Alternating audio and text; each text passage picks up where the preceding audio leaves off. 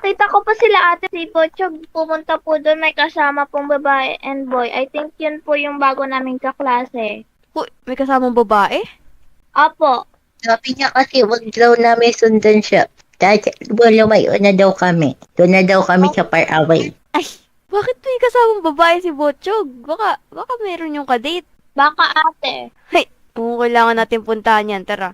Sunduin natin. Batang to. Nandito ba sila sa Burger Barn? Baka ate. Tingnan natin kung nandito sila. Huwag kayo magpapakita. Secret lang natin to. Ayan. Sila Ayan. Ayan sila. Hala. Alam mo ba, Kras? Uy. Hala. Yan ba yung bago niyong kaklase? Ayun. Lagi akong busog. Opo ate. Yee, grabe naman yung hina yan. Anong ginagawa nila? May pera ba yan si Botchog? Pinky, binigyan niya ba ng pera yan? Hindi po ate. Wala yung baon ah. Parang crush na din kita. Uy! Uy! Grabe ate. Grabe! Hala.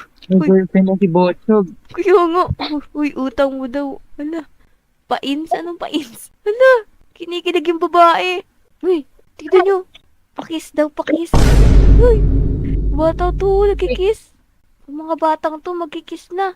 Baby pa lang.